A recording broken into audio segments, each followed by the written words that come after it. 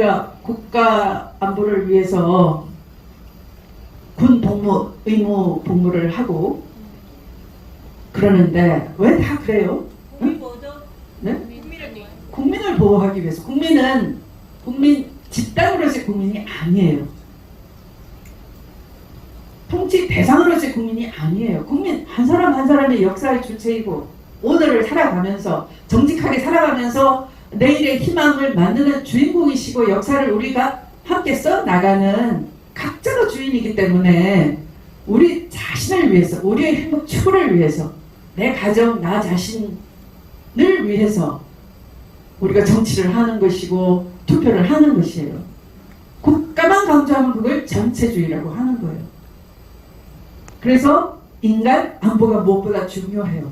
국가 안보가 아니라 인간 안보가. 인간 안보는 뭐예요? 인간의 삶의 질, 행복 추구권, 인간 존엄성 이런 것을 보장하는 것, 보장받는 것이에요. 그걸 위해서 국가는 뭘 해야 되나요? 제대로 법을 설계해야 되는 것이고 정치적으로 비전을 만들어서 이념이 아니라 비전을 만들고 그 비전을 현실로 만들기 위해서 여러분한테 세금도 내라고 하고 그 세금을 제대로 어디다 쓸지 공개도 해야 되고 또 그것을 쓸 수 있는 제도 시스템을 만들어서 여러분들 각자가 그것을 활용할 수 있게 하는 거지요. 그래서 우리가 국가를 운영하는 것이에요. 국가의 목표가 인간 안보를 도달하기 위해서예요. 그런데 인간 안보는 언제 깨지느냐? 가장 기초적으로는 국가 안보를 못 지킬 때, 무력으로 도발을 받는다든지 할 때이지만 에너지가 부족하다든지 또 식량이 부족하다든지 환경이 파괴된다든지 이런 자연적인 또 사회적으로 폭력이 있다든지 그죠? 또 멀쩡한 국가 제도가 폭력의 수단이 될 수 있는 거죠. 국가 폭력 검찰이 죄 없는 사람 잡아가지고 내가 법률 비용을 써가지고 빠져나오지 않으면 억울함을 당하고 하는 것도 하나의 위협인 거예요. 그러니까 그 위협으로부터 보호받아야 하는 권리가 바로 인간 안보의 보장인 것인데 지금 그게 제대로 보호가 되나요? 인간 안보가 파괴되고 있어요. 특히 환경에 의해서, 특히 앞으로는 안보에 의해서, 특히 앞으로는 3재 때문에. 자, 3재가 어떤 것이냐? 저 3재는 제가 말씀드리는 게 아니고 제일 먼저는 제레드 다이아몬드라고 총균쇠를 쓰신 분이 얘기를 했습니다. 3재가 기후위기, 핵위기, 불평등위기다. 저보다 시야가 좀 더 커서 우리가 말하는 한 사회 내의 잘 사는 사람, 못 사는 사람 그런 불평등 차원뿐만 아니라 선진국과 후진국, 유럽과 저 아프리카, 지구 북반구와 또 저 남아메리카나 아프리카에 사는 지구 남반부 지구적 차원에서의 불평등을 얘기하는 거예요. 그러니까 난민이 자꾸 발생하는 것이요. 그럼 그 불평등은 어디서 오느냐?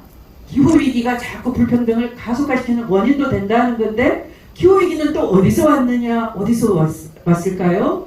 아주 멀리 따지면 식민 지배에서 식민지를 가지고 있는 제국주의 국가들이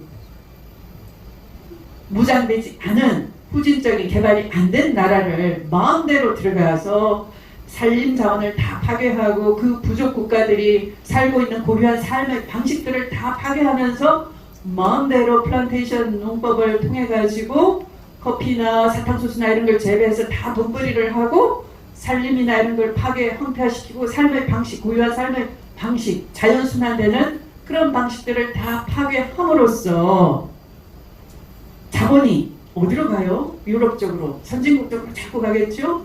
못 사는 나라는 점점 더 못 살게 되겠죠? 그렇게 하는 식민 지배에서 시작이 돼서 최종적으로는 신자유주의까지 이르러서 저 기후위기가 왔다는 거예요. 그러니까 약탈적 또는 자본이 구사하는 그런 침탈적 지구 경영 방식, 이 결국은 자본의 이익의 극대화 쪽으로만 자꾸 가다 보니 환경을 파괴하게 되는 것이고 그것이 지구의 자연계의 생태계를 환경을 파괴하니까 지구가 몸살을 앓게 되고 그래서 기후위기가 오는 것이다 라고 이분은 아주 이 큰 시야로 말씀하시는 거예요. 근데 이걸 저는 우리나라 쪽으로 좀 보자고요. 그분은 크게 얘기를 했지만 우리나라 역시 마찬가지 핵위기, 기후위기, 불평등위기 심각한 나라죠. 나라 안으로만 봐도. 우리가 윤석열 대통령이 좋아하는 단어가 뭐죠? 아 여보 사랑해 그거 말고 자유. 네. 원자력 경제? 핵 경제? 불고 자유. 네. 그 자유는 공포로부터의 자유나 억압으로부터의 자유, 주로는 정치적 자유죠. 뭐 표현할 자유 이런 것을 가장 먼저 생긴 자유. 그래서 그걸 1세대 자유라고 합니다. 그런데 우리가 국가라는 내 보호장치, 내가 세금을 내고 보호장치를 만들었으면 내가 일을 해야지만 먹고 살잖아요. 그죠? 교육을 받아야지만 또 일을 할 수 있잖아요. 그래서 교육을 받고 일을 하게 해달라. 국가에게 요구할 수 있는 그런 권리. 그것을 우리는 보통 사회권이라고 해요. 그것을 2세대 권리. 이건 이제 조금 더 인권의식이 발달해가지고 거기까지 온 거죠. 인권의식은 사회가 진보할수록 계속 발전시켜야 되는 것이지 어떤 고정불변 딱 여기까지만이야. 이건 아니에요. 그런데 지금은 연대권이라는 인권이 또 생긴 거예요. 이것은 우리가 뭔가 노동을 하려면 그 사회가 적당히 발전해야 되잖아요. 발전하려면 에너지도 공급해야 돼. 어떤 그 사회의 어떤 문화적인 수준도 있어야 돼. 그러니까 문화권, 발전권, 환경권 이런 것들은 나 혼자 할 수 있어요? 못해요. 그죠? 여럿이 함께 공동체가 또는 더 광범위하게는 국가가 함께 이루어내야 되는 건데 이 함께 손잡고 이루어내는 것을 연대권이라고 해요. 앞에 1세대, 2세대 권리는 개인권인데 이제 중요한 것은 이 연대권인데 핵위기, 기후위기, 불평등위기는 연대권이 있어야지만 헤쳐나갈 수가 있어. 혼자서 헤쳐나갈 수 있어요? 못해요. 나 혼자서 환경 지키겠다고 발버둥 치고 불 끄고 잔들 환경이 지켜지나요? 안 지켜져요. 옆집 사람이 와서 쓰레기 투척하고 가버리는데 어떻게 지킵니까? 그죠? 네. 그런데 이 연대권에서 가장 중요한 건 바로 정보를 알아야 돼요. 어떻게 세상이 돌아가는지, 정부가 무슨 짓 하고 있는지, 이웃집이 무슨 환경 파괴, 갑자기 비 오는데 여러 가지로 폐수 막 버리는데 모르면 우리 동네 다 오물이 되는 거죠. 그것처럼 정보를 공유하는 절차적 권리가 대단히 중요해요. 그리고 국가는 정보에 접근할 수 있는 권리, 또 국가는 정보를 투명하게 공개할 의무가 있는 거예요. 현재 윤석열 정부 그렇게 하고 있어요? 아니요. 가장 기초적으로 저걸 안 한 거예요. 그죠?